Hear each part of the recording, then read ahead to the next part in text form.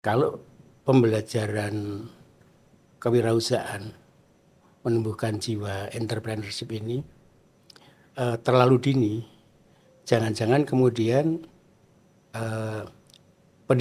pendidikan formalnya menjadi tidak tuntas. Ketika dihadapkan sebuah problem misalkan, kemudian problem ini kira-kira apa nih yang bisa dimanfaatkan begitu. Jadi banyak sebetulnya yang bisa dilakukan ketika orang sudah berizin.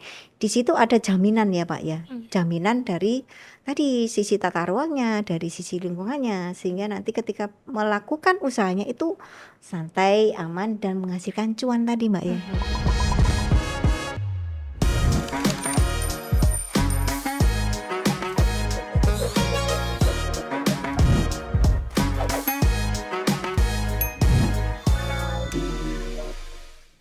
Halo semuanya, apa kabar?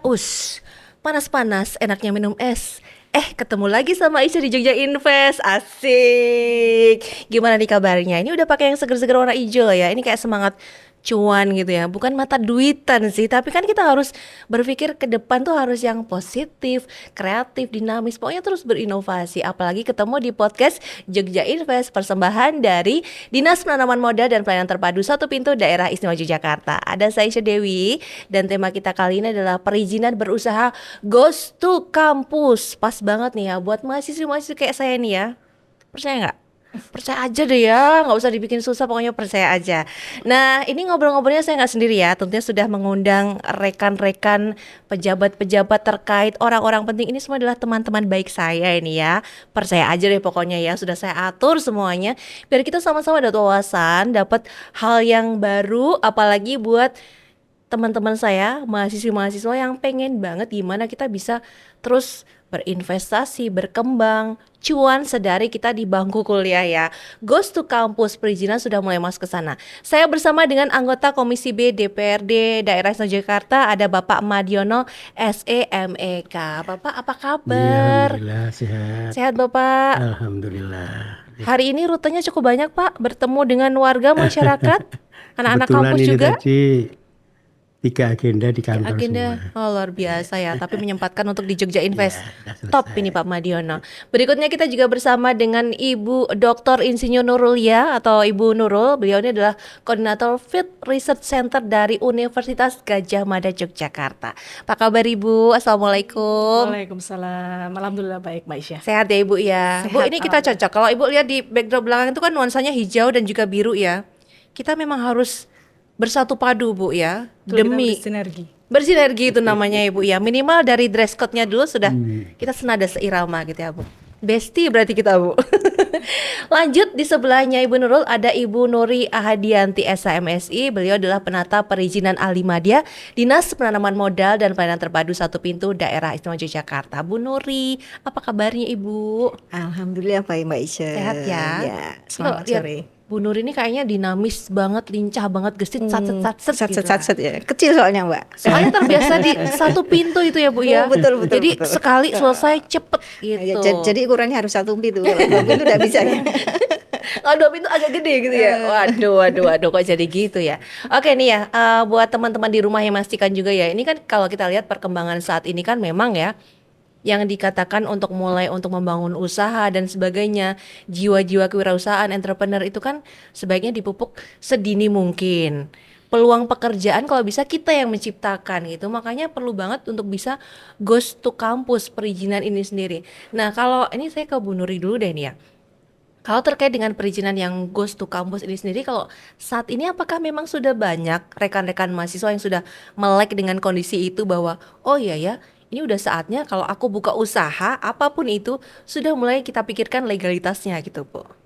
Baik, terima kasih. Jadi kesempatan yang sangat bagus ya. Bahwa Kota Jogja ini kan kota pendidikan. Ada berapa ratus Mbak Nur di Jogja ini ya. Iya. Nah, artinya itu kan sebuah potensi ya, sebuah potensi ketika kemudian entrepreneurship itu dikembangkan di Jogja, menurut kami itu sangat pas ya. Artinya begini, bahwa kemudian investasi ini menjadi salah satu daya saing daerah dan itu akan dilakukan oleh semua Pemda maupun pemerintah pusat ya. Nah, kami mulai melirik teman-teman mahasiswa ini ya, bahwa kemudian di sana itu banyak terdapat teman-teman kita yang sebetulnya mungkin mereka memiliki minat di dalam melakukan usaha, atau mungkin juga terpancing termotivasi oleh teman-temannya. Nah, itu kalau tidak kemudian difasilitasi dengan baik, tidak kemudian kita arahkan dengan baik, akan sangat sayang. Nah, yang kita sudah lakukan Mbak Isya dan Pak Madyo, Bu Nurul ya, kebetulan dari Dinas Perizinan ini kan ketugasannya ada 2 ya Mbak Isya. Yang pertama tentu adalah pelayanan perizinan. Nah, yang kedua kami mempunyai target pencapaian investasi. Nah, 2 hal ini sangat terkait.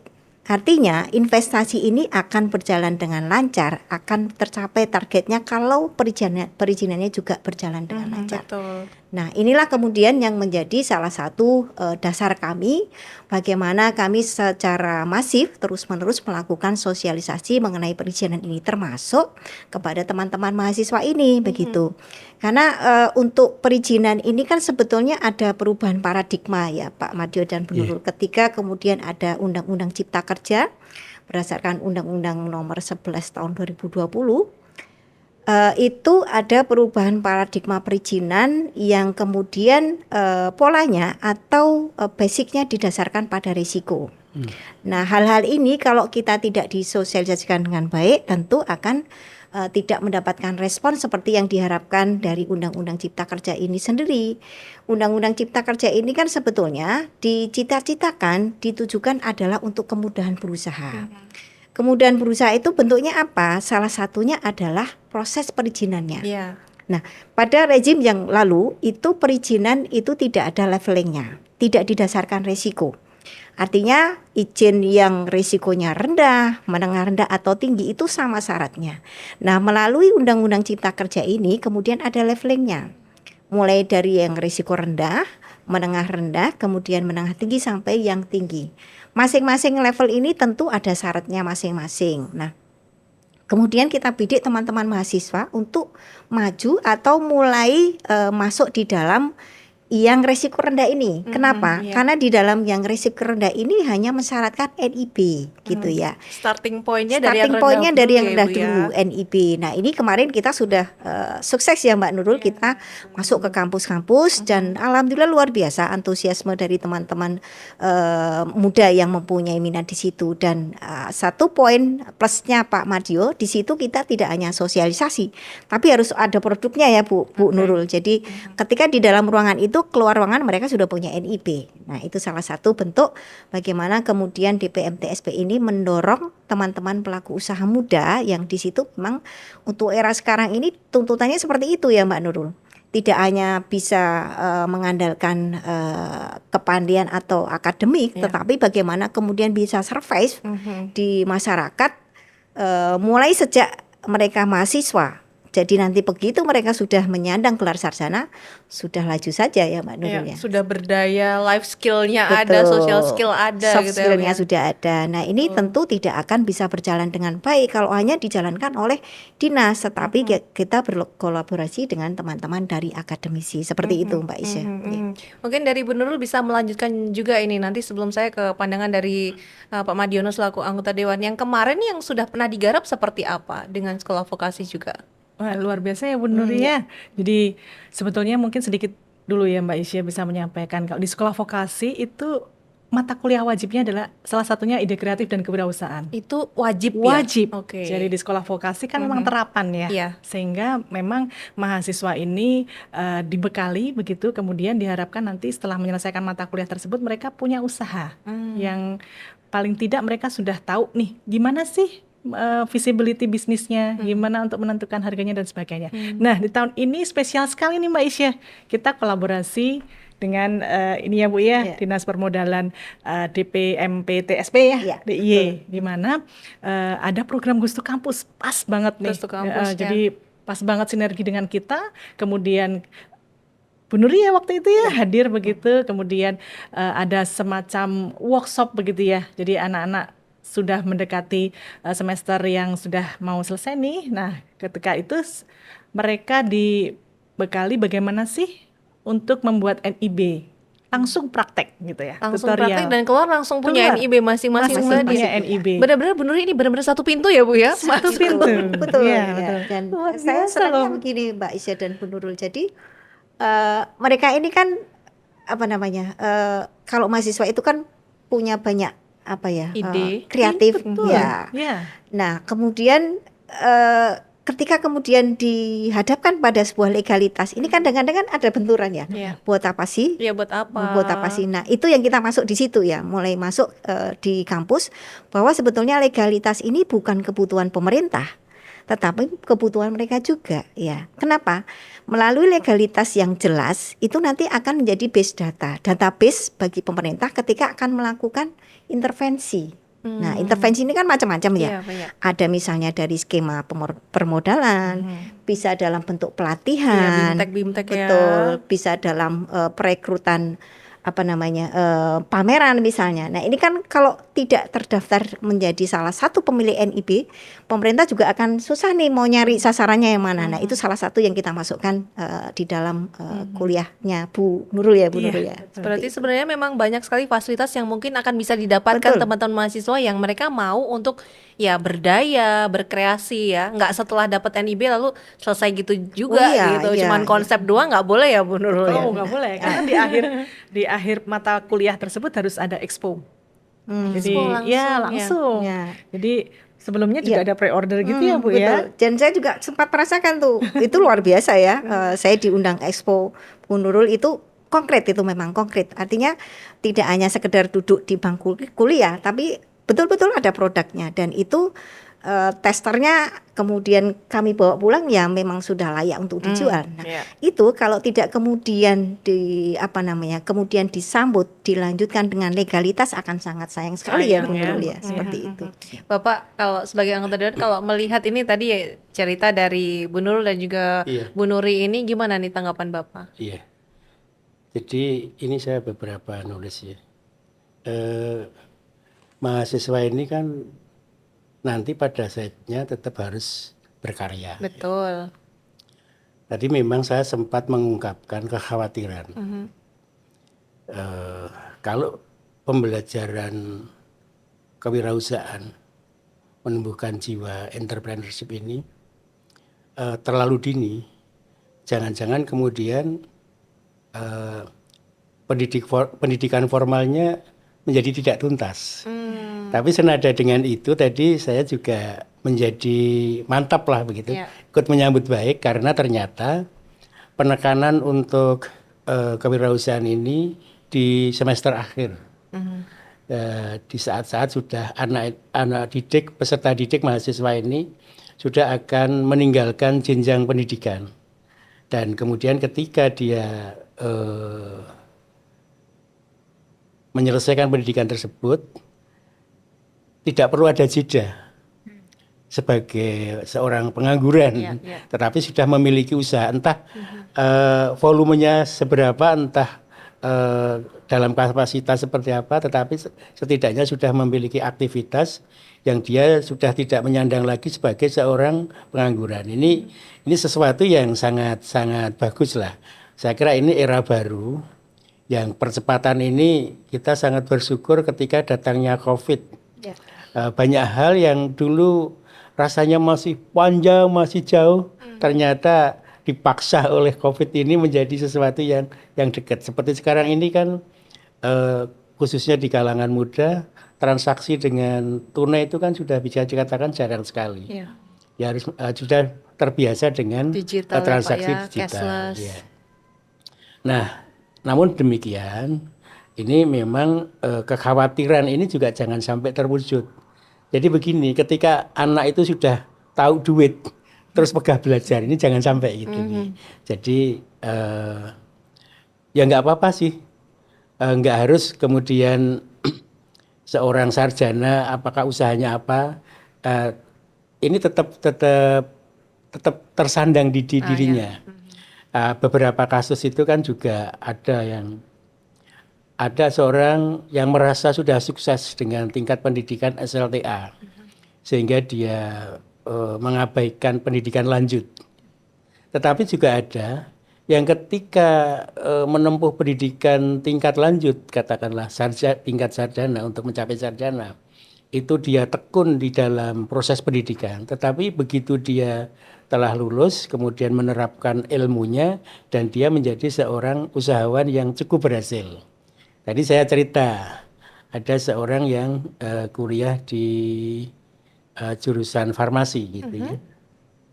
Dia bisa menyelesaikan pendidikan dengan cum laude. Oke. Kemudian meneruskan ke pendidikan profesi gitu ya, profesi apoteker. Dia juga cum laude. Maka tembakan pertama apa? Ya ASN. Dilah nggak diterima. Gitu. Kemudian kepikirannya dia pengen jadi dosen. Maka akan melanjutkan pasca sarjana. Tetapi seiring dengan itu dia merintis usaha sesuai dengan bidang keahliannya. Dan ternyata jalan. Setelah jalan maka sekarang ini sudah melupakan ASN, sudah melupakan untuk jadi dosen, untuk lebih concern di dunia usaha. Tapi ini juga kausus. Maka kemudian pengen kita tanyakan. Karena ini tadi juga saya tanyakan kepada Ibu Nuri, ini adalah nuansa baru di tahun 2024. Mungkin ke depan perlu memang ada riset Bu Nuri di perguruan tinggi tentang dampak dari program kita mendorong mahasiswa sudah memulai untuk berusaha. Nah, dampaknya terhadap kesungguhan dia menempuh pendidikan itu sendiri. Beberapa waktu yang lalu juga kita diskusi bahwa ternyata pemerintahan kita ini yang mengendalikan adalah yang IP-nya 4. Terlepasnya apa ya? Ini udah ada agak ranah politik ya. IP-nya 4. Realitas saat ini kondisi seperti itu gitu ya Pak ya. Di balik layarnya adalah IP-nya 4. Oleh karena itu, kesungguhan di dalam dia menyelesaikan pendidikan itu tidak bisa ditawar lagi. Itu tetap penting ya. Nah, sehingga jangan sampai kemudian kekhawatiran yang muncul ini nanti menjadi sesuatu terwujud gitu. Jangan sampai ini. Artinya tetap jiwa entrepreneurnya kita dorong. Kita pupuk. Kemudian keberanian untuk memulai usaha sedini mungkin kita dorong, tapi jangan sampai kemudian mengabaikan menyelesaikan pendidikan. Gitu, Nah ini Sekolah Vokasi UGM Sarjana Terapan menjadi salah satu solusi ya Bu Nurul ya, di mana jenjang pendidikan jalan tapi jiwa-jiwa kreatif juga terfasilitasi ya, betul ya Ibu Nurul? Iya, betul banget. Jadi memang saya kira sepakat ya dengan Pak Mardiono bahwa kita memang perlu menumbuhkan itu sejak dini begitu. Jadi kalau di perkuliahan otomatis akademik pasti Pak ya, pasti. Jadi kalau di kami Sekolah Vokasi itu semacam kita punya 2 tangan nih, 2 tangan. Tangan pertama nanti kalau profil lulusannya pegang ijazah. Tangan kirinya ini nanti punya keterampilan dia. Keterampilan, entah itu sertifikat kompetensi jelas, tapi kita juga akan membekali soft skill di situ. Dimana soft skill itu kan sangat dibutuhkan ya dalam kehidupan, dan saya kira itu tidak mustahil sih Pak. Jalan dua-duanya, akademik iya, soft skillnya untuk kewirausahaan iya, dan tentunya nanti legalitasnya ya Bu ya. Dan itu akan setelah berlegal ini, kalau legal usahanya tentu akan mendapatkan benefit-benefit setelahnya. Saya yakin seperti itu. Iya, kalau di Sekolah Vokasi sendiri, kalau fokus programnya seperti apa nih Bu Nurul? Kalau sebetulnya kalau di Sekolah Vokasi kan memang terapan. Kami nanti lulusannya kan sarjana terapan. Sehingga 60% itu praktek. Salah satunya dalam mata kuliah ini ya? 60% Bu, ya 60%. Jadi mereka memang dituntut untuk terampil kalau lulusan vokasi, sehingga kalau mata kuliah ide kreatif dan kewirausahaan otomatis mereka pasti akan langsung terjun. Dan kadang-kadang begitu Bu, mahasiswa nih Pak, out of the box. Idenya itu loh yang kadang-kadang di luar wah ternyata kadang tuh nyeleneh muncul betul, gitu. Dan itu justru yang menjadi keunggulan, berbeda dengan yang lain. Itu yang biasanya memang kita dorong, memotivasi. Kalau peminatnya bagaimana? Peminat tingkat vokasi SLTA untuk masuk ke vokasi ini cukup tinggi Pak. Iya. Cukup tinggi. Benar dia membekali diri di ranking berapa ketika di tingkat SLTA-nya? Kalau sampai data ini kalau itu data mungkin sampai ranking belum ya Pak belum, ya. Ya, jadi biasanya kan tergantung jalurnya masuk. Dia masuk lewat yang jalur prestasi Ada. atau yang memang jalur ujian tulis begitu ya. Jadi tergantung kalau itu Pak ya. Dan biasanya nilai rapot dari semester 1 sampai 5 yang akan dilihat. Oke ya. Jadi itu tetap sejalan dengan tadi yang sampaikan Pak Madiono ya, pendidikan itu ini jalan terus oke, berprestasi bagus, tapi ini juga keterampilan terus meningkat gitu, kewirausahaan juga sejalan ini. Ibu Nuri, kalau dari DPM sendiri ini ada upayakah yang dilakukan untuk bisa memberikan kemudahan berusaha, Ibu? Ya. Jadi acara kita sore ini sebetulnya adalah salah satu bentuk dari kemudahan berusaha yang kita sampaikan. Jadi kemudahan berusaha itu kan macam-macam ya. Ada dari sisi insentif, Ya. kemudian pembebasan pajak, tapi juga ada yang berupa informasi. Ya, betul. Nah, ini adalah salah satu bentuk penyebarluasan informasi, podcast. Kemudian kami tadi sowan ke perguruan tinggi untuk menyampaikan apa yang menjadi kewajiban setiap pelaku usaha. Nah, kita kan sudah mulai ini ya berpikiran ketika seseorang melakukan kegiatan usaha maka dia sebagai pelaku usaha. Nah, kewajibannya apa, haknya apa, itulah yang akan kita sampaikan kepada teman-teman mahasiswa. Nah, kemudian yang lainnya bahwa kemudian tadi saya sampaikan dengan Undang-Undang Cipta Kerja ini bentuk konkret atau implementasinya itu adalah dalam sebuah sistem online single submission OSS yang sekarang itu didasarkan pada risiko. Jadi ketika kemudian risikonya itu hanya rendah, maka cukup dengan NIP tadi, teman-teman mahasiswa bisa melakukan itu. Nah, ketika meningkat menjadi risiko yang menengah rendah, maka kemudian NIP harus disertai dengan sertifikat standar. Nah, yang membedakan antara menengah rendah dan menengah tinggi bahwa kemudian untuk yang sertifikat standar ini yang di menengah rendah itu self declare. Ya, tetapi kalau yang di menengah tinggi harus melalui verifikasi dari perangkat daerah yang membidangi. Nah, baru kemudian ketika kemudian lanjut di risiko tinggi, maka produknya harus ada NIB, kemudian ditambah izinnya itu sendiri, Pak Madio. Jadi seperti itu bentuk kemudahannya. Jadi tidak semuanya mempunyai syarat yang sama sesuai dengan tingkat risikonya. Kemudian yang kami sampaikan di dalam OSS RBA ini juga ada pemangkasan birokrasi. Kenapa demikian? Karena ketika melakukan perizinan berusaha melalui OSS ini, maka pelaku usaha tidak perlu door to door, ya, tidak perlu door to door untuk meminta rekomendasi dari perangkat daerah. Yang masa lalu kan ini terjadi ya, Pak ya. Pelaku usaha harus minta rekomendasi dari dinas ini, dinas itu. Yang terjadi kemudian adalah apa? Merasa dipingpong seperti itu. Nah, ini yang dicoba pemerintah untuk dilakukan pemangkasan birokrasi. Nah, ketika ada pemangkasan birokrasi, imbasnya tentu pada biaya, ya pasti itu biaya operasionalkah atau kemudian biaya-biaya lain yang kemudian itu mungkin dikeluarkan oleh pelaku usaha pada masa yang lampau. Ini bentuk-bentuk kemudahan berusaha yang kita sampaikan. Kemudian yang selanjutnya bahwa kemudian sosialisasi itu tidak hanya kita lakukan di belakang meja, tidak seperti itu, tapi kami kemudian melakukannya langsung ke masyarakat. Jadi Pak Madio, untuk tahun yang lalu sebetulnya kita punya program juga dengan Komisi B terutama. Jadi alhamdulillah terima kasih hari ini kami sudah diberikan support ya, salah satunya podcast ini juga berkenan dari Komisi B untuk memberikan support anggaran kepada kami. Sebetulnya pada masa yang lampau kami diberikan slot untuk memberikan sosialisasi langsung ke desa-desa, Pak. Nah, ini yang tidak kita lakukan tahun ini, tetapi kami tidak berkecil hati, kami nggak kurang akal ya, nggak ada biaya ya, kami sowan ke perguruan tinggi di sana.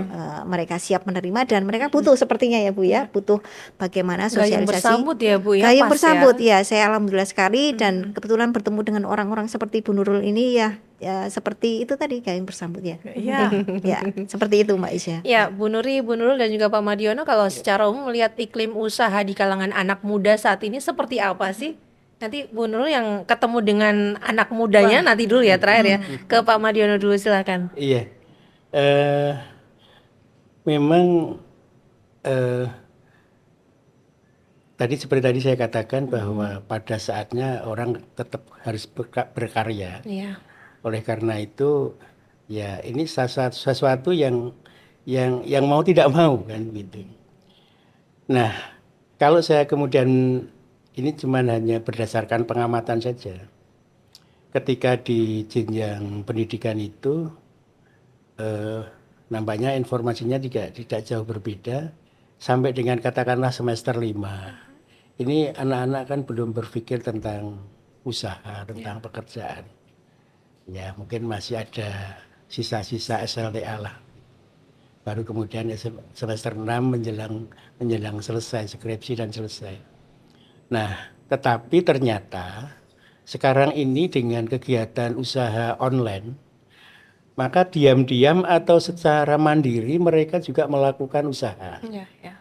Nah, kebetulan saya juga menemui beberapa mahasiswa yang ternyata dia di rumah juga melakukan kegiatan usaha online. Nah, sehingga bisa dikatakan bahwa sebenarnya kemauan para anak muda untuk menjalankan suatu usaha ini telah tumbuh dan sudah cukup marak. Hanya memang karena online ini kan tidak nampak secara langsung Iya. di pasaran. Betul. Dia bisa bekerja di kamarnya, Iya. dia bisa bekerja Sambil di rebahan pun ruang bisa tamu, berkarya, Pak, bisa ya? sambil rebahan dan sebagainya. Sehingga memang kalau sekedar untuk memenuhi nanti ke depan jangan sampai terjadi ledakan pengangguran. Saya kira dengan suasana sekarang ini yang kemarin tadi saya katakan dipaksa oleh keadaan COVID itu, maka mereka akan berinovasi sesuai dengan masanya. Sekarang ini kan memang masanya masa untuk interaksi melalui Digital, ya? digital.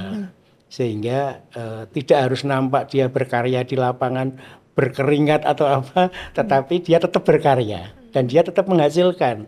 Dan dia buktinya juga hampir di seluruh usaha itu bisa jalan. Bahkan cuman ini saya nggak tahu kalau kemudian kita dorong ada dampak negatifnya apa tidak. Ada anak yang kemudian mengembangkan usaha itu melalui pemanfaatan pakaian bekas yang impor itu. Oh, thrifting. Thrift ya itu ya. Tapi nggak tahu ini karena kan juga ada limbah yang tidak sedikit. Iya. Ya memang ada yang masih bisa dipilih, yang bagus, yang relatif masih layak, tetapi yang tidak layak, yang harus ini. Nah, nanti kemudian bagaimana? Di mana di Jogja sendiri persoalan sampah masih menjadi menjadi sesuatu yang harus kita pikirkan lebih lanjut untuk solusinya. Jangan sampai kemudian Jogja yang kotanya tidak terlalu luas ini kemudian nanti persoalan sampah tidak bisa kita selesaikan, apalagi ditambah dengan barang-barang impor yang di sana sebenarnya sudah barang buangan sekarang Iya, di di sana sini sudah buangan. kita ini. Jadi untuk kondisinya ya cukup baik lah. Iya. Saya melihatnya cukup baik lah. Ternyata Pak Madiono mengamati juga ya, yang online dan sebagainya, thrifting dan sebagainya, gitu loh. Mungkin Kekinian nyambung ya dengan ternyata. Pak Iya, Madio ya. monggo, Jadi silakan. mungkin Bu Nurul nanti juga bisa menambahkan bahwa sekarang ini kan eranya perubahan dari revolusi 4.0 menjadi era society 5.0. Nah, Ya. di dalam perubahan ini ada yang namanya VUCA namanya ya. VUCA itu adalah volatility, kemudian uncertainty, kemudian ada complexity, kemudian ada ambiguity ya. Nah, 4 hal ini yang harus disikapi oleh semua pihak, termasuk di dalamnya adalah mahasiswa. VUCA ini juga dilawan dengan VUCA ya, Mbak Nurul. VUCA ini dilawan dengan VUCA. VUCA yang lawannya VUCA yang tadi, yang berbagai hambatan tadi, dilawan dengan VUCA lain yang merupakan kesempatan. Apa itu VUCA yang lain? VUCA yang lain V yang pertama adalah vision. Bahwa kita harus punya visi ya, vision. Kemudian U-nya apa? U-nya adalah ya, ketika kemudian ada uncertainty, maka kemudian kita harus mempunyai clarify ya, artinya ada kejelasan. Kejelasan, ya. kepastian Nah, ya. itu yang kita lakukan dari DPMTSP. Kita mempunyai program digitalisasi yang itu mendukung sistem OSS. Kemudian kita juga melakukan perubahan di bidang regulasi, Pak Madio. Kita melakukan penyusunan standar pelayanan yang di situ melibatkan pentahelix. Pentahelix itu ada unsur pemerintah, kemudian dari unsur dewan, kemudian ada unsur akademisi, kemudian dari jurnalis, dan kemudian ada pelaku usaha. Nah, 5 orang atau 5 pihak inilah kemudian yang akan menjadi feedback kami untuk menyusun sebuah standar pelayanan yang menjadi pedoman kami di dalam menyelenggarakan pelayanan. Kemudian yang kita lakukan juga membangun jejaring ya, membangun jejaring salah satunya dengan pihak akademisi tadi. Kemudian yang lainnya kita juga melakukan networking with business people ya, kita menjalin hubungan dengan Kadin, dengan HIPMI semacam itu, sehingga tadi kita betul-betul tahu sebetulnya apa yang dibutuhkan oleh pelaku usaha ini. Seperti itu Mbak Ise. Itu untuk melihat juga iklim usaha seperti apa. Betul, Nanti ya. bisa mengarahkan juga untuk anak-anak muda sekarang. Jadi kita bisa fokus mengembangkan ke yang mana sih saat ini, begitu ya Bu Nurul? Atau beda nih kalau pandangan Bu Nurul, silakan. Saya kira sepakat juga dengan Bu Nuri ya. Dia apalagi sekarang trennya ini kalau mahasiswa yang beberapa pengamatan yang kami ini ya lakukan di observasi di lapangan, memang banyak yang ini online nih, bisnis online iya, bisnis lebih online. lebih lebih marak. Jadi mereka bisa mengerjakannya setelah kuliah begitu, dan biasanya sifatnya pre-order ya Bu ya, pre-order. Kemudian kalau memang kuliner masih merajai Bu kalau anak-anak ini saat ini kebanyakan kalau kita expo gitu lebih memang masih merajai yang kuliner. Apa Bu yang banyak dessert gitu ya kalau Iya, anak-anak? dan biasanya yang memang mereka lebih apa namanya menarik begitu Yang ya, menarik, tampilannya, bisa iya, dikontenin kemasannya, gitu. betul gitu. Jadi ditambah lagi tadi saya kira juga untuk yang pengolahan limbah ini sudah mulai. Jadi memang kadang-kadang kita ada kompetisi memang sebetulnya di tingkat UGM ya. Jadi nanti ada kreativitas mahasiswa yang salah satunya memang tentang kewirausahaan. Nah ini kebetulan saya juga membimbing satu mahasiswa yang mereka memanfaatkan limbah. Limbah kita kan plastik nih luar biasa nih limbahnya. betul. Nah itu dijadikan sebuah alat peraga pendidikan untuk anak-anak. Oh, bisa itu Bu Bisa. ya? Jadi ini masih tahap kompetisi. Kreativitas Mohon yang doanya bagus saja ya. supaya bisa lanjut ke tingkat nasional. Jadi hal-hal semacam itu saya kira memang mahasiswa juga inovasinya cukup ini ya, cukup tinggi begitu ya Bu ya, sehingga ketika dihadapkan sebuah problem misalkan, kemudian problem ini kira-kira apa nih yang bisa dimanfaatkan begitu. Nah itu akan timbul ide-ide yang kemudian nanti bisa menjadi satu usaha yang itu bisa menjadikan apa ya, daya mereka entrepreneur ini tumbuh gitu, dan bahkan mungkin malah sukses gitu ya setelah lulus juga masih terus jalan. Jadi ketemu apapun itu dilihat dulu peluangnya apa nih gitu ya Bu ya. Ya betul. Jangan menjadi problem atau halangan, tapi ini bisa menjadi satu peluang ini. Ya. Dan Itu itu juga yang mahasiswa bisa Iya, langsung ting gitu ya Bu ya. Kadang-kadang begitu. Nah, mungkin Mbak Lulu juga bisa cerita sebetulnya alur perjalanan kalau di sekolah vokasi itu seperti apa sih sampai kemudian mahasiswanya dicetak menjadi orang-orang yang betul siap-siap menjadi tahan uji ya di lapangan. Mungkin bisa cerita Mereka berdaya gitu Iya. setelah dari masuk, lalu gimana Ibu tahapannya itu? Ya, kalau satu memang karena ada mata kuliah wajib. Mungkin karena sedikit pertama memang karena wajib, jadi mau nggak mau harus ikut. Nah, tetapi ketika sudah mengikuti mata kuliah itu, memang mereka dihadapkan ini dari mulai banyak yang belum tahu tentang usaha gitu ya. Apalagi di program studi saya kan memang lebih ke arah yang sains begitu nggih. Sehingga dihadapkan langsung kira-kira dari mulai nol mereka, zero gitu. Terus kemudian apa yang bisa lakukan mulai dari bisnis plan-nya. Kemudian nanti Business kita kadang plan, juga akan site visit nih.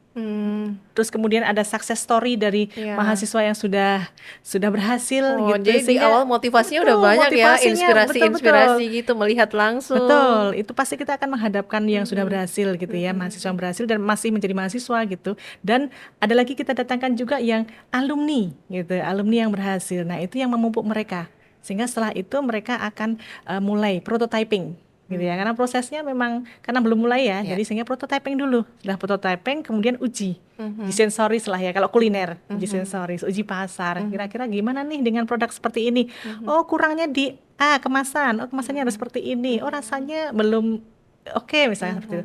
Setelah itu baru kalau sudah ada prototyping, biasanya 3 kali mereka akan prototyping untuk. Sebelum masuk ke prototyping Ibu, ada ujinya lagi kapan Ibu? Saya kok nggak diundang ya? Nanti saya kabari Mbak Isya. Nanti saya kabari. Kita quality control. Lanjut Ibu, prototyping kemudian. Ya, kalau sudah oke gitu kan, memang kita ada yang reviewernya gitu ya. Setelah itu baru expo.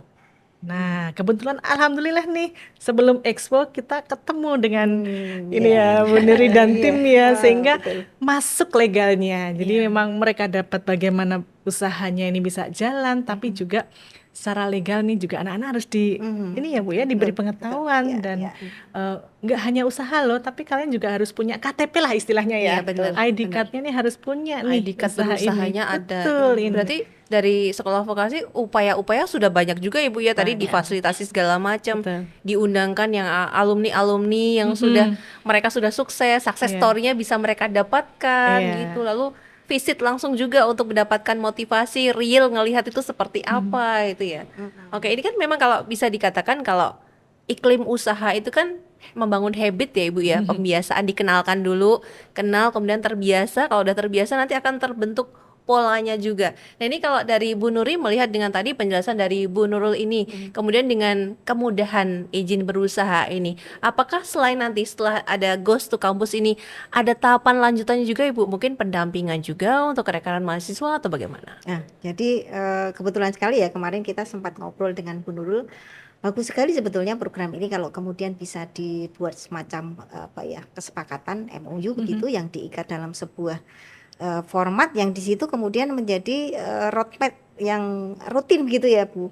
Rutin sehingga nanti jelas akan arahnya seperti apa. Kemarin kan kita memang baru trial ya. Tahun ini baru trial ada sekitar 4 sampai 5 perguruan tinggi. Nah, kita pantau tuh setelah kita melakukan sosialisasi betul tadi kami ngobrol dengan Pak Madiop, itu perlu diukur sebetulnya.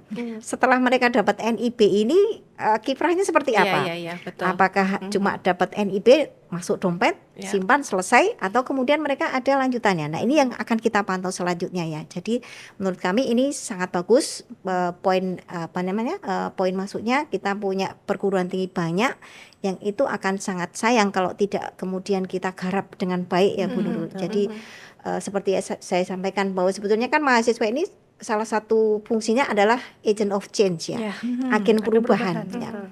Sering saya sampaikan pada teman-teman mahasiswa, mahasiswa ini kan selalu dianggap pinter ya oleh masyarakat ya, selalu dianggap pinter karena mereka punya basic ilmu di bangku kuliah gitu. Maka kemudian paling tidak mereka tahulah tentang basic perizinan itu apa. Kalau mereka tidak punya minat ya, ketika saya bersosialisasi di perguruan tinggi itu saya sampaikan seperti paling tidak Anda punya bekal yang cukup mengenai perizinan ini. Jadi ketika ada orang bertanya bisa menjawab dengan tepat. Nah, yang sering terjadi itu kan orang bertanya pada orang yang tidak tepat, sehingga jawabannya pun menjadi tidak seperti yang diharapkan. Nah, ini yang kita hindari. Salah satu poin masuknya adalah melalui teman-teman mahasiswa ini. Jadi kita take and give ya Bu.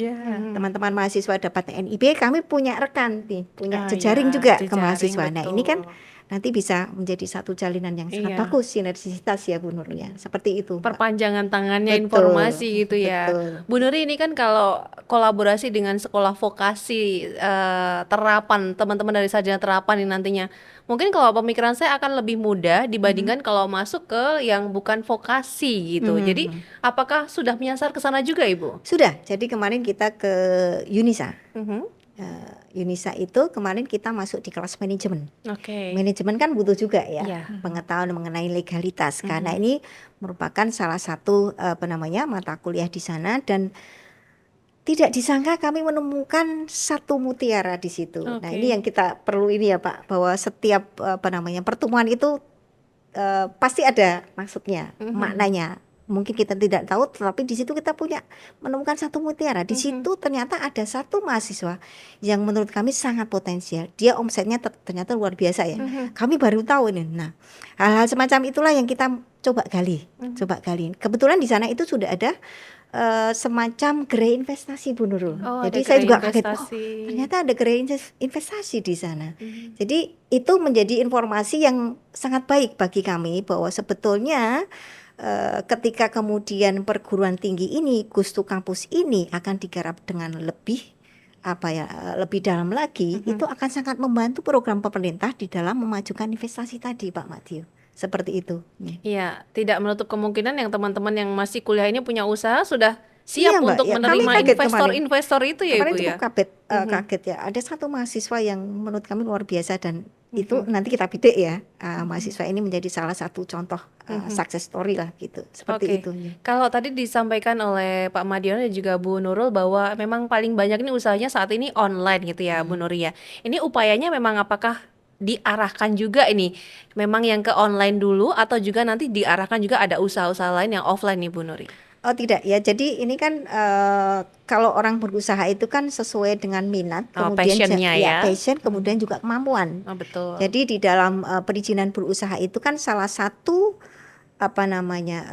syarat ataupun identitas yang harus dicantumkan itu kan ada modal usaha, kemudian jenis kegiatannya, Oke.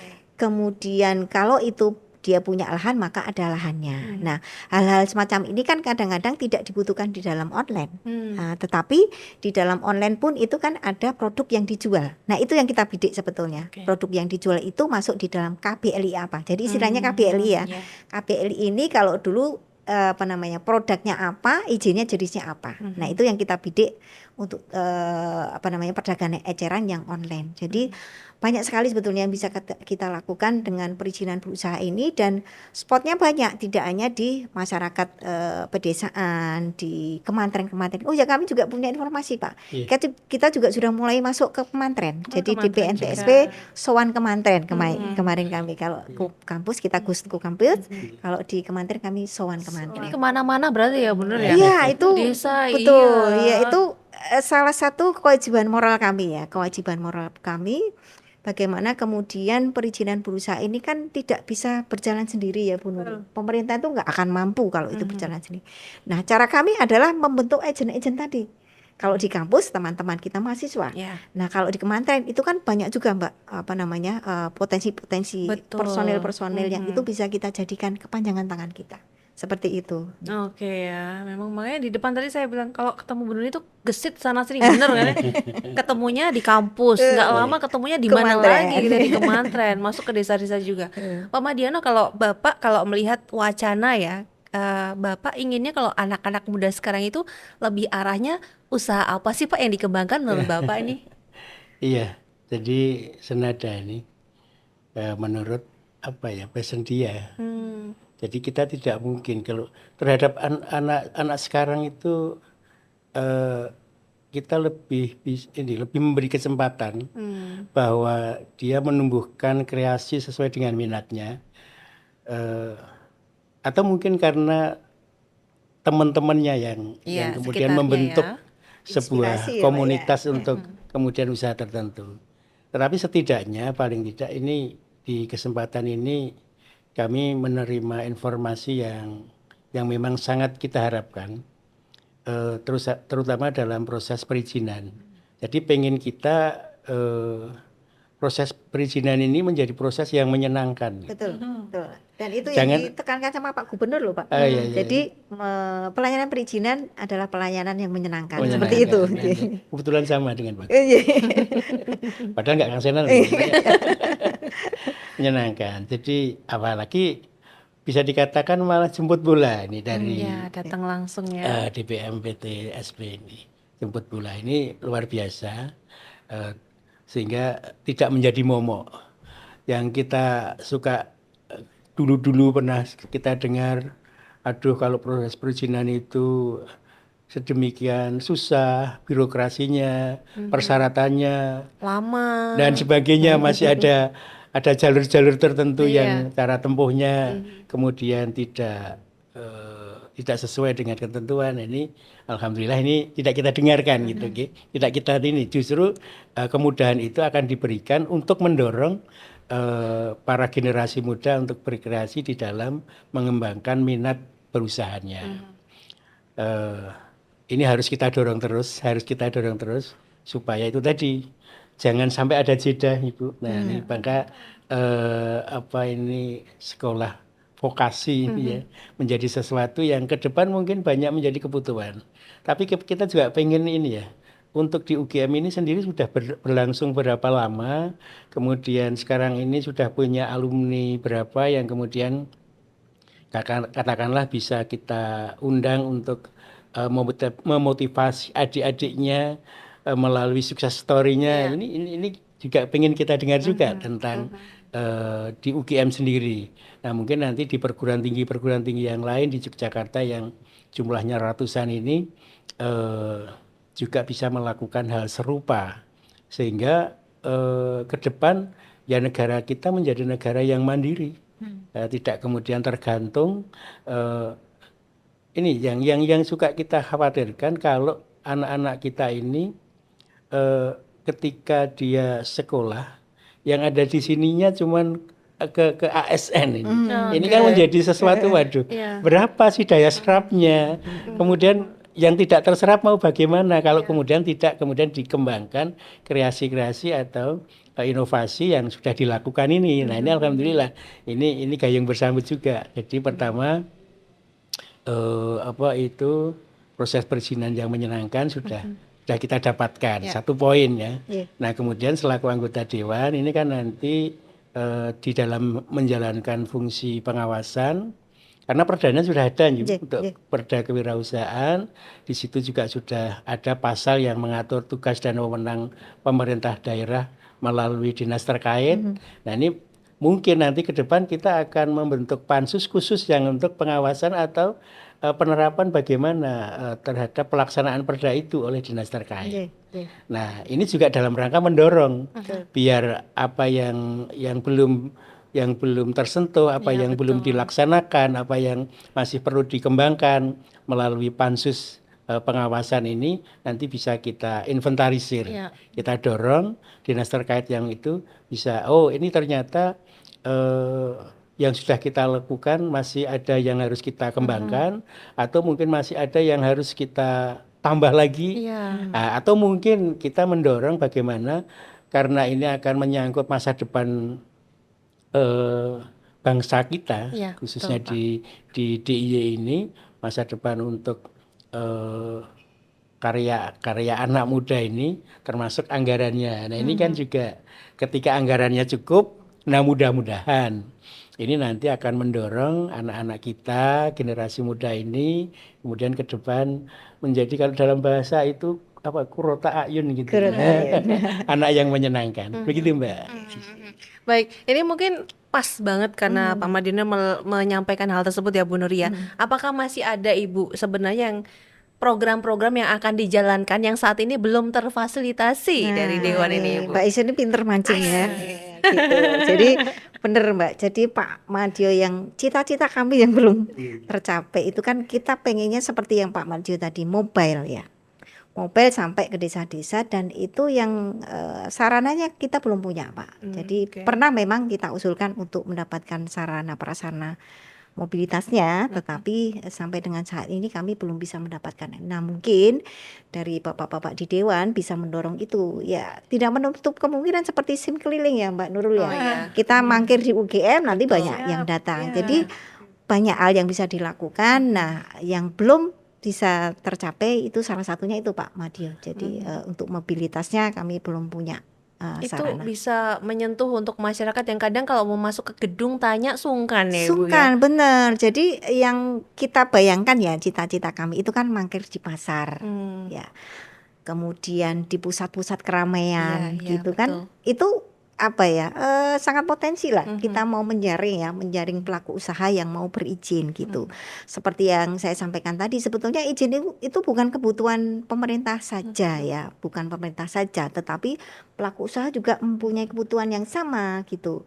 Nah, kemudian pertanyaan kenapa sih harus berizin? Karena di dalam izin itu kan sebetulnya ada syarat-syarat dasar ya.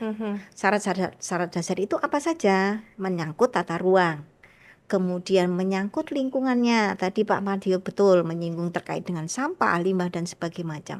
Kemudian syarat yang selanjutnya ketika sudah ada tata ruang, kemudian lingkungan, syarat yang selanjutnya bagaimana kemudian itu bisa disampaikan di dalam perizinannya gitu. Nah, jadi banyak sebetulnya yang bisa dilakukan ketika orang sudah berizin.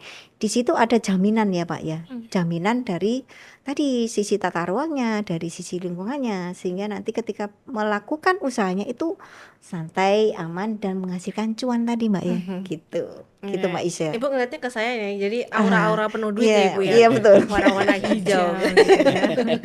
Nggak apa-apa deh, kalau cewek itu mata duitan, ini mata penuh cuan itu jadi penyemangat gitu. Biar kita dinamis, nggak stuck dengan apa yang ada dengan saat ini kondisi COVID. Berarti bisa dikatakan ini menjadi salah satu batu loncatan momentum yang bisa mengarah perubahan, berevolusi menjadi lebih baik gitu ya Bapak ya. Percepatan itu di antaranya dengan seperti itu.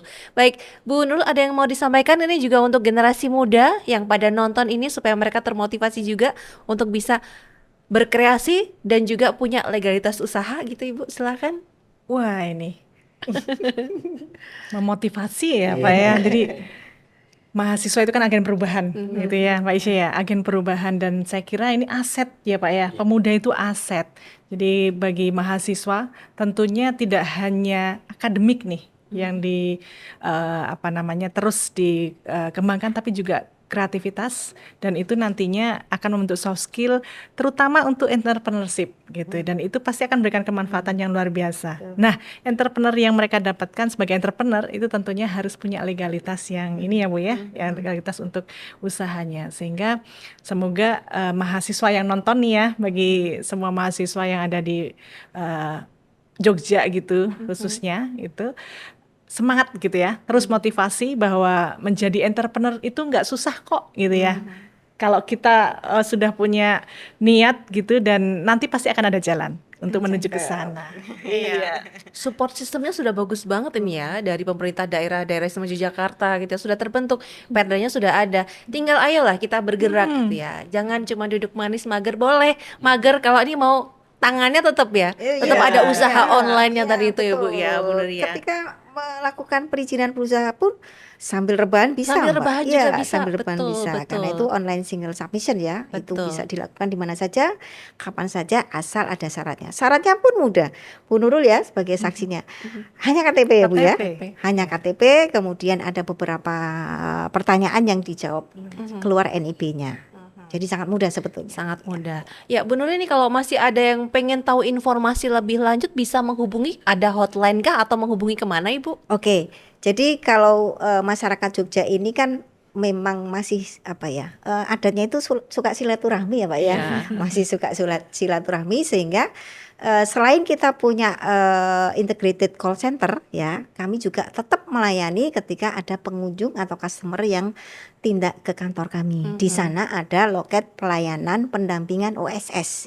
Jadi Pak Madio, ketika misalnya Bapak ada masyarakat yang berkeluh kesah, silahkan diponaturi tindak ke kantor DPMTSP. Di sana ada loket khusus pendampingan OSS. Ya, itu nanti akan kita dampingi sesuai dengan tadi minat, kemudian modal usahanya seperti apa, itu akan dibimbing oleh teman-teman dari loket OSS ini. Kemudian kami juga punya loket pengaduan Pak. Jadi kan yang paling penting dari setiap pelayanan publik itu adalah adanya pengaduan. Ini tidak bisa kita abaikan begitu saja, harus kita wadahi sehingga nanti itu kan menjadi feedback ya, feedback perbaikan di dalam pelayanan kami. Jadi ada integrated call center, kemudian kami punya layanan di tempat, Loket juga kemudian ada, ya, dan kemudian keluhan juga ada. betul, kemudian kami juga ada pengaduan itu juga bisa online Pak. Kita bisa online di situ di website kami. Jadi nanti di Jogja Invest ya. Wih, semuanya memang mudah ini pokoknya ya. Tinggal kita mau berubah atau enggak ya. Jangan Betul. cuma di rumah rebah-rebahan enggak ngapa-ngapain. Ayolah berubah sama-sama, kita kembangkan usaha yang kita punya. Baik, terima kasih Pak Madiono, Bu Nurul, Bu Nurul juga Sama-sama. terima kasih. Sama-sama. Tetap gesit Ibu, tetap Wis, semangat ya. Insya Allah. Kalau capek-capek ingat baju saya yang warna Oh hijau. iya. Sekali lagi terima kasih untuk Anda semua yang sudah menyimak Jogja Invest kali ini. Tentunya kami ucapkan terima kasih kepada para pendukung acara, Pusat Desain Industri Nasional Yogyakarta dan juga Lovis untuk set furniture-nya. Kita bertemu dalam Jogja Invest berikutnya. Sampai jumpa.